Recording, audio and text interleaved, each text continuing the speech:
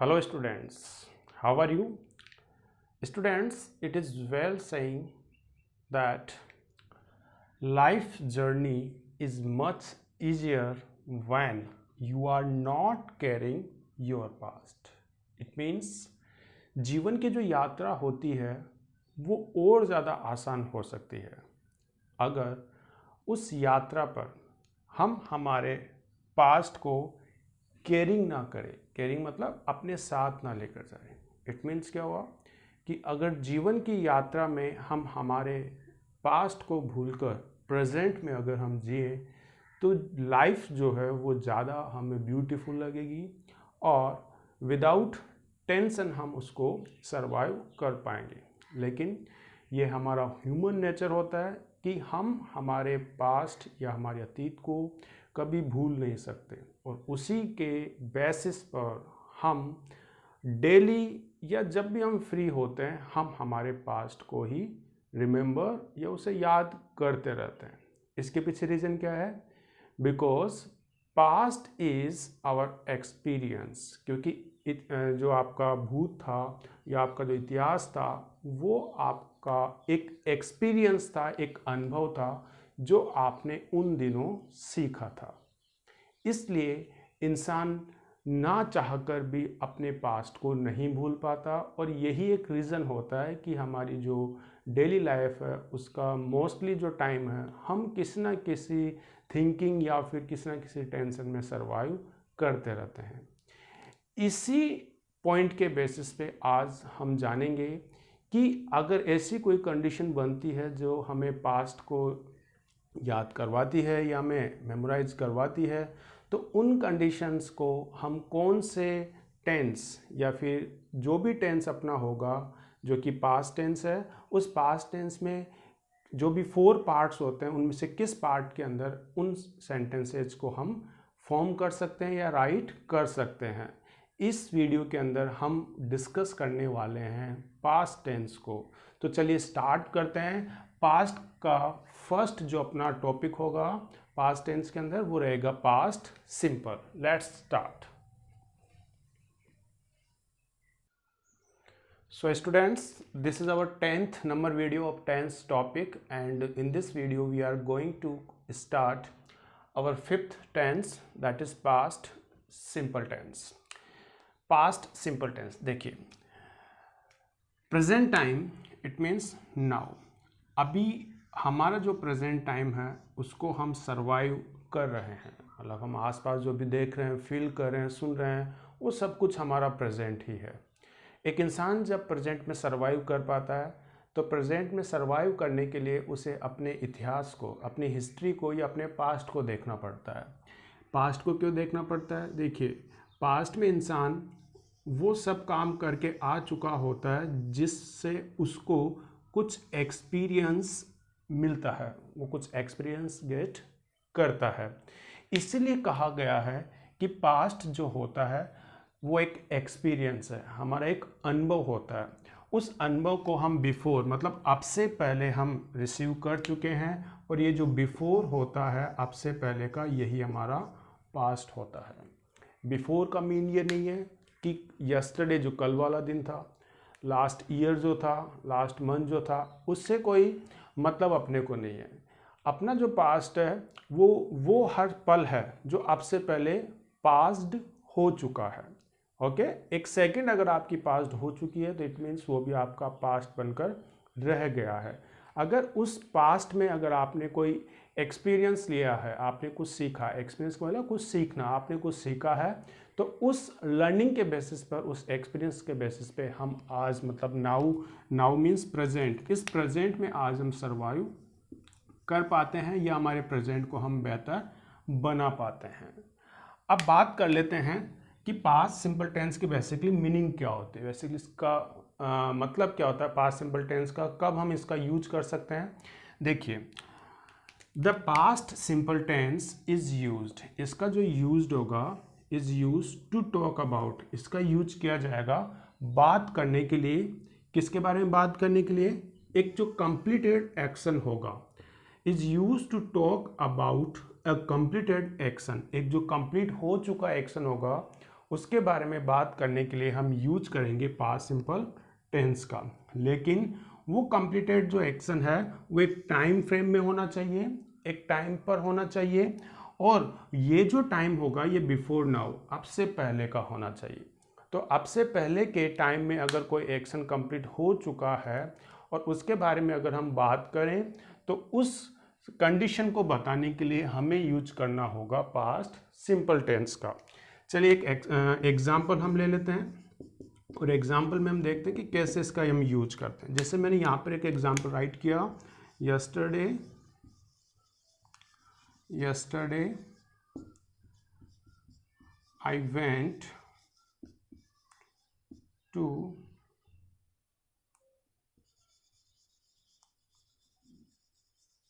morning walk, but today I could not go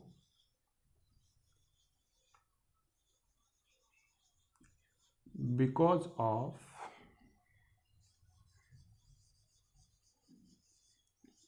heavy rain।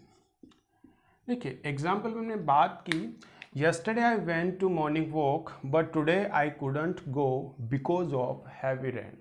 it means कल, yesterday means कल तो मैं went मतलब गया था, कहाँ पर, मॉर्निंग वॉक पर, बट लेकिन टुडे मतलब आज की मैं बात कर रहा हूँ, couldn't go मैं जा ना सका, कहाँ पर, मॉर्निंग वॉक पर, और ना जाने के पीछे रीज़न क्या हो गया, बिकॉज ऑफ हैवी रेन, क्योंकि आज बारिश बहुत ज़्यादा थी। अब इस सेंटेंस में अगर आपसे पूछा जाए कि भैया इसमें टेंस कौन सा यूज हुआ है, तो देखो उसको टेंस को आप आइडेंटिफाई कर सकते हो, एक तो इसकी टाइम एडवर्ब से, या फिर किसी भी सेंटेंस के अंदर कौन सी मेन वर्ब का यूज हुआ है या फिर कौन सी हेल्पिंग वर्ब का यूज हुआ है, उनके बेसिस पर भी हम एक टेंस की आइडेंटिफिकेशन कर सकते हैं। तो यहाँ पर अगर हम बात करें जैसे इन अ टाइम, और टाइम कौन सा, बिफोर नाउ, अब से पहले का, तो अब से पहले का जो टाइम था उसे ही तो हम यस्टरडे बोलते हैं, ठीक है। यस्टरडे मतलब बीता हुआ पल या बीता हुआ कल। तो यहाँ पर एक टाइम अपने को गिवन है जो अब से पहले का, वो कौन सा हो गया, यस्टरडे। तो एक तो ये वर्ड अपने को बताता है कि ये पास्ट सिंपल टेंस का है। सेकेंड, इसमें जो वर्ब यूज हुई है वो वेंट यूज हुई है, और वेंट जो है वो गो की सेकेंड फॉर्म है, और सेकेंड फॉर्म का यूज हम पास्ट सिंपल टेंस में ही करते हैं। इसके अलावा सेकंड यहाँ पर एक और मतलब सेंटेंस है, ये जो एक कंप्लीट हमने एक सेंटेंस बनाया है, इसमें सेंटेंस के 2 पार्ट्स है, जिसमें फर्स्ट पार्ट में हमने वर्ब यूज की है वेंट जो कि सेकंड फॉर्म है, और सेकंड पार्ट में हमने एक मॉडल यूज किया है कुड, ये आपका मॉडल हो जाएगा।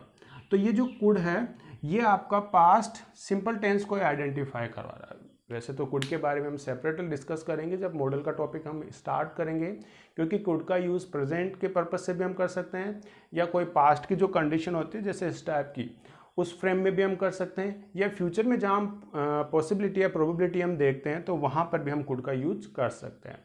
लेकिन यहाँ पर जो कुड का यूज हुआ है वो बेसिकली उस कंडीशन को बता रहा है जो हम अब से पहले या मैं अब से पहले कर ना सका, उस कंडीशन को यहाँ पर डिस्क्राइब किया गया कुड के साथ, ठीक है। और यहाँ पर जो वर्ब का यूज हुआ है वो गो है, और गो जो है यहाँ पर वर्ब की फर्स्ट फॉर्म है। ऐसा क्यों हुआ, क्योंकि हमें थोड़ा बहुत इस चीज़ को लेकर नॉलेज है कि जब भी हम मॉडल का यूज करते हैं तो मॉडल के साथ फर्स्ट फॉर्म ही आती है। लेकिन यहाँ पर मैंने बोला कि पास्ट सिंपल टेंस जब भी हम राइट करते हैं तो वहाँ पर हम ऑलवेज सेकेंड फॉर्म का यूज करते हैं, लेकिन सेकेंड जो सेंटेंस है या सेकेंड जो पार्ट है सेंटेंस का उसमें हमने फर्स्ट फॉर्म यूज की है। और इसके पीछे रीज़न क्या है, क्योंकि यहाँ पर एक मॉडल का यूज हुआ है और मॉडल के साथ ऑलवेज हम फर्स्ट फॉर्म का ही यूज करते हैं। अब यहाँ पर हम बात कर लेते हैं कि इस टेंस की आइडेंटिफिकेशन हम कैसे कर सकते हैं। तो देखिए यहाँ पर अगर पास्ट सिंपल टेंस की हम आइडेंटिफिकेशन की बात करें तो आइडेंटिफिकेशन हम बहुत मतलब हिंदी वाले सेंटेंस और इंग्लिश वाले सेंटेंस दोनों ही कंडीशंस में हम डिस्कस करेंगे। तो देखिए हिंदी वाले सेंटेंस की जो आइडेंटिफिकेशन इसमें हम करेंगे कि एक ऐसा सेंटेंस अगर उसकी एंडिंग हुई हो त और थ के कॉम्बिनेशन के साथ, तो वो त प्लस थ के कॉम्बिनेशन के साथ एंडेड जो भी सेंटेंस होगा हिंदी का वो आपका पास्ट सिंपल टेंस होगा। इसके अलावा अगर ऐसा कोई सेंटेंस जिसके लास्ट में ये या ये से फॉर्म्ड कोई भी जो स्वर होते हैं, वोवल्स होते हैं, उसके साथ लगाओ, जैसे या, ये, अगर ऐसा कुछ एडेड हो और उससे एंडेड अगर सेंटेंस होगा तो वो भी आपका पास्ट सिंपल टेंस का होगा। अगर ए से एंडेड कोई भी सेंटेंस है हिंदी का तो भी वो आपका पास्ट सिंपल टेंस का बनेगा। ई से एंडेड कोई भी सेंटेंस है तो वो भी आपका पास्ट सिंपल टेंस का ही बनेगा। इसके अलावा अगर किसी सेंटेंस के लास्ट में आप ओनली सिंगल थ आपको गिवन हो तो ऐसा जो सेंटेंस होगा जो थ से एंडेड होगा वो भी आपका पास्ट सिंपल टेंस का ही फॉर्म्ड होगा। तो अगर हिंदी में ऐसा कोई सेंटेंस जिसकी एंडिंग इनमें से किसी भी एक से हुई हो तो वो जो सेंटेंस होगा वो आपका पास्ट सिंपल टेंस का ही रहेगा। इसके अलावा अगर इंग्लिश के सेंटेंस की हम बात करें तो इंग्लिश के सेंटेंस की आइडेंटिफिकेशन हम करेंगे उसकी वर्ब से। अब यहाँ पर जो वर्ब है वो हमको पता है 2 टाइप से होती है। एक वर्ब आपकी होती है हेल्पिंग वर्ब और एक वर्ब आपकी हो जाती है मेन वर्ब। अब देखिए यहाँ पर जो हेल्पिंग वर्ब है और मेन वर्ब है वो कौन सी होगी। अगर मैं हेल्पिंग वर्ब की बात करूँ तो पास्ट सिंपल टेंस या ऐसा कोई भी सेंटेंस जिसमें आपको डिड गिवन हो एज ए हेल्पिंग वर्ब तो वो सेंटेंस आपका होगा पास्ट सिंपल टेंस का। अब यहाँ पर ये ध्यान रखना कि एक सेंटेंस में अगर हम हेल्पिंग वर्ब का यूज करते हैं तो वहाँ पर अपने को मेन वर्ब का यूज करना भी कंपलसरी हो जाता है, क्योंकि हेल्पिंग वर्ब का जो यूज होता है सेंटेंस में वो मेन वर्ब की हेल्प के पर्पज से होता है। एक सेंटेंस में कभी भी हम सिंगल या अलोन या अकेले हम कभी भी हेल्पिंग वर्ब का यूज नहीं कर सकते, इसके साथ हमें मेन वर्ब का यूज करना ही होगा। तो यहाँ पर हम बात कर लेते हैं कि जब भी अगर मैंने डिड का यूज किया है जो हेल्पिंग वर्ब तो इसके साथ मेरे को मेन वर्ब का भी यूज करना होगा और डिड के साथ जो मेन वर्ब आएगी वो आपकी वर्ब की फर्स्ट फॉर्म रहेगी। ठीक है, लेकिन अभी थोड़ी देर पहले मैंने बात की थी कि भैया पास्ट सिंपल टेंस में तो हम ऑलवेज मेन वर्ब की सेकंड फॉर्म या वर्ब की सेकंड फॉर्म का यूज करते हैं। तो हाँ बिल्कुल हम वर्ब की सेकंड फॉर्म का ही यूज करते हैं। अब यहाँ पर आप देखकर बता सकते हैं कि सर यहाँ तो आपने वर्ब की जो फर्स्ट फॉर्म है वो यूज की है। नहीं, पास्ट सिंपल टेंस में तो अपने को सेकंड फॉर्म का यूज करना ही होगा।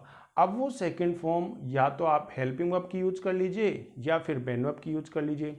अगर वहाँ उस सेंटेंस में आपको हेल्पिंग वर्ब का यूज करना पड़ रहा है इन केस फिर आप हेल्पिंग वर्ब की ही सेकंड फॉर्म बनाएंगे। हेल्पिंग वर्ब की सेकंड फॉर्म क्या होती है तो देखिए यहाँ पास्ट सिंपल टेंस के अंदर जो मैंने डिड का यूज किया, अगर इस डिड को एक पल के लिए मैं हेल्पिंग वर्ब नहीं समझ के मेन वर्ब अगर मैं समझूं तो क्या आप बता सकते हो कि डिड किसकी फॉर्म है। तो हाँ बिल्कुल हम बता सकते हैं कि डिड जो है ये बना है डू से और डू का मतलब होता है किसी काम को करना। तो यहाँ पर डू जो है ये वर्ब की फर्स्ट फॉर्म है। अगर इसको एज ए मेन वर्ब में लूँ तो डू जो है वो वर्ब की फर्स्ट फॉर्म है और मेन वर्ब की फर्स्ट फॉर्म की अगर मैं सेकंड फॉर्म बनाता हूँ डू की तो डू की सेकंड फॉर्म बनती है डिड। अब यहाँ पर अगर मैंने as a helping verb second form मैंने पुट की है तो ये आप ऑलवेज ध्यान रखिए कि एक सेंटेंस में ओनली सिंगल टाइम आप सेकंड फॉर्म का यूज कर सकते हो। ऐसा नहीं है कि आपने हेल्पिंग वर्ब भी सेकंड फॉर्म वाली यूज कर ली और मेन वर्ब भी आप सेकंड फॉर्म वाला यूज करें, ऐसा नहीं होगा। एक सेंटेंस में आप ओनली एक ही बार या सिंगल टाइम आप वर्ब की सेकंड फॉर्म का यूज कर सकते हैं। इसके अलावा अगर आपको कोई फॉर्म यूज करना पड़ता है तो आप सेकंड फॉर्म के अलावा फर्स्ट फॉर्म का आप यूज करेंगे या फिर सेंटेंस के रिक्वायर्ड के अकॉर्डिंग हम थर्ड या फोर्थ फॉर्म का यूज करते हैं। तो यहाँ पर डिड के साथ ऑलवेज हम यूज करते हैं वर्ब की फर्स्ट फॉर्म।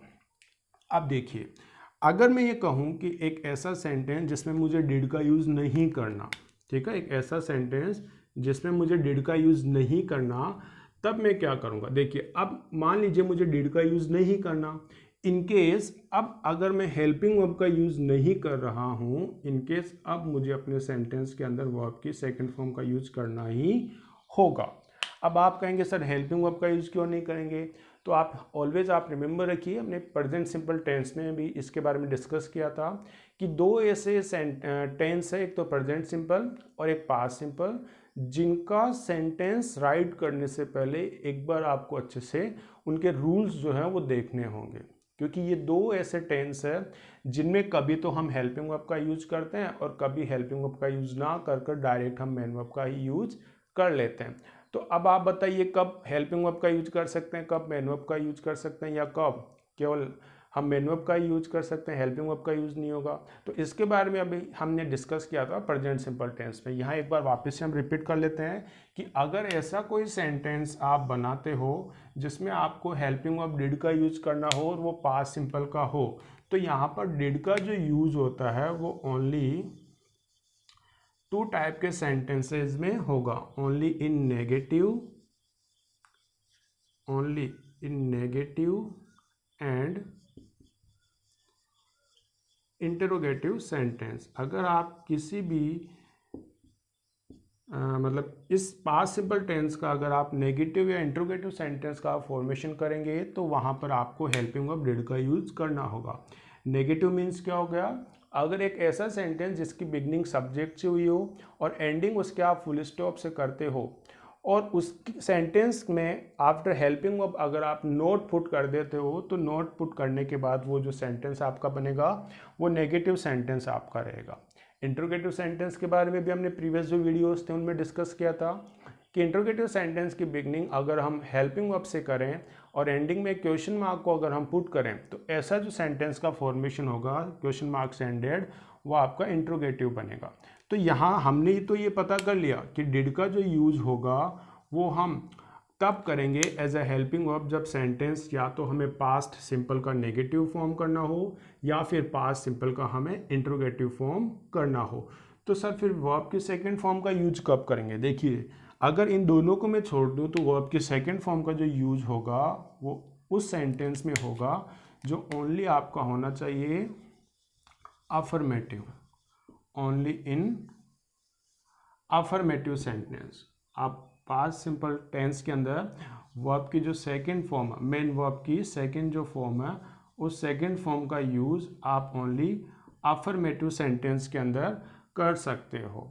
ठीक है, अगर सेंटेंस आपका अफर्मेटिव नहीं है तो कौन सा होगा, या तो नेगेटिव होगा, इंट्रोगेटिव होगा। इनकेस आपको helping verb did plus main verb के फर्स्ट फॉर्म का यूज करना होगा। और अगर आप नेगेटिव या इंट्रोगेटिव नहीं राइट करते हैं, एक सिंपल सा सेंटेंस राइट करते हैं इसकी बिगनिंग सब्जेक्ट से और एंडिंग आप करते हैं फुल स्टॉप से, तो ऐसा सेंटेंस आपका अफर्मेटिव बनेगा। और ये जो अफर्मेटिव सेंटेंस है इसमें फिर आपको हेल्पिंग वर्ब को इग्नोर करके वर्ब की सेकेंड फॉर्म को ही आपको राइट करना होगा। चलिए अब बात कर लेते हैं कि कैसे हम सेंटेंस का फॉर्मेशन करेंगे। तो इसके लिए एक एग्जांपल हम लेते हैं। देखिए यहां पर मैंने राइट किया I went to Jaipur yesterday but my brother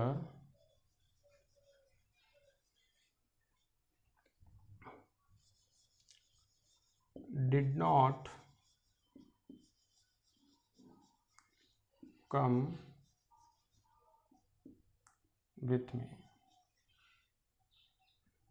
देखिए अब ये जो एक मैंने सेंटेंस बनाया है, इस सेंटेंस में 2 पार्ट्स है। 2 पार्ट्स कैसे हैं, क्योंकि यहाँ पर 2 वर्ब्स का यूज हुआ है। ओके, तो एक सेंटेंस में जब भी आप 2 मेन वर्ब का यूज कर देते हैं तो आप समझ लीजिए कि आपने वहाँ पर 2 पार्ट उस सेंटेंस के बना दिए हैं। तो अगर मैं फर्स्ट पार्ट की बात करूँ तो फर्स्ट पार्ट जो है वो बट से पहले का है, और सेकंड पार्ट की अगर मैं बात करूँ तो बट से नेक्स्ट जो भी पोर्शन है वो सेकंड पार्ट का अपना हो जाएगा। तो फर्स्ट पार्ट में अगर मैं बात करूँ तो मैंने कहा I went to Jaipur yesterday, मतलब कल मैं जयपुर गया, but my brother didn't come with me, लेकिन जब मैं कल जयपुर गया था उस समय मेरा भाई मेरे साथ नहीं आया था। ओके, इट मीन्स क्या हुआ कि बट से पहले वाला जो फर्स्ट पोर्शन है उसमें मैंने वेंट का यूज किया। क्यों?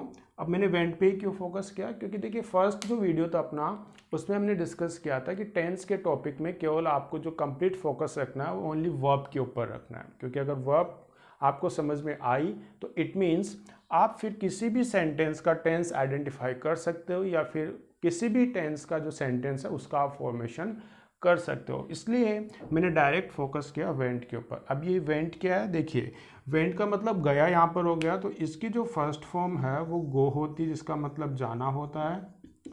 तो यहाँ पर अगर मैंने सेकेंड फॉर्म का यूज किया, सेकेंड फॉर्म, तो ये मेरा कौन सा टेंस हो गया, पास्ट सिंपल टेंस।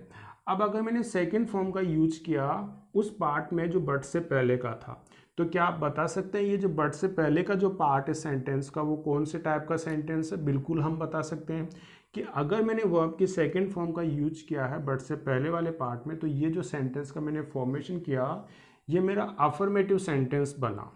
लेकिन जब बट से आगे अगर मैं देखता हूँ माई ब्रदर डिडंट कम, तो यहाँ पर देखिए मैंने डिड का यूज किया और डिड का यूज जो है वो जो हेल्पिंग वर्ब हुआ है, तो हेल्पिंग वर्ब डिड के साथ मैंने यूज किया यहाँ पर कम, तो ये तो मेरी हेल्पिंग वर्ब हो गई और ये जो कम है ये मेरी मेन वर्ब है और मेन वर्ब की फर्स्ट फॉर्म। तो अगर डिड के साथ मैंने मेन वर्ब की फर्स्ट फॉर्म यूज की है तो क्या आप बता सकते हैं किस टाइप का सेंटेंस है? बिल्कुल हम बता सकते हैं किस टाइप का सेंटेंस है, क्योंकि अगर हेल्पिंग वर्ब में यूज करता हूँ पास्ट सिंपल टेंस के अंदर तो इसकी ओनली 2 टाइप के मैं सेंटेंस फॉर्म कर सकता हूँ। वो सेंटेंस या तो मैं नेगेटिव फॉर्म कर सकता हूँ या फिर मैं इंट्रोगेटिव बना सकता हूँ।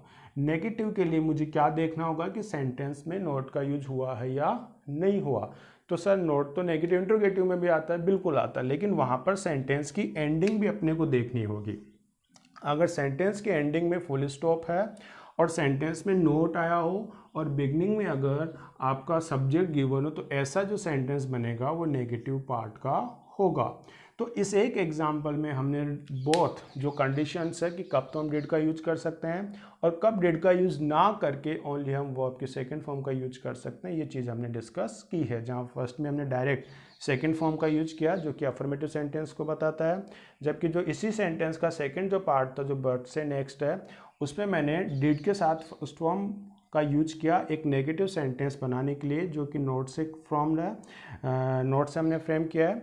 तो ये जो सेंटेंस है बट से नेक्स्ट वाला ये आपका बता देता है पास्ट सिंपल टेंस के नेगेटिव सेंटेंस को। इसे आप इंट्रोगेटिव भी आप फॉर्म कर सकते हैं जिसके बारे में हम डिस्कस करेंगे हमारे नेक्स्ट वीडियो में, और वहाँ जानेंगे कि क्या पास्ट सिंपल टेंस के अंदर हम वॉज या हेड का या वर का यूज़ भी हम कर सकते हैं या नहीं कर सकते हैं। Thank you.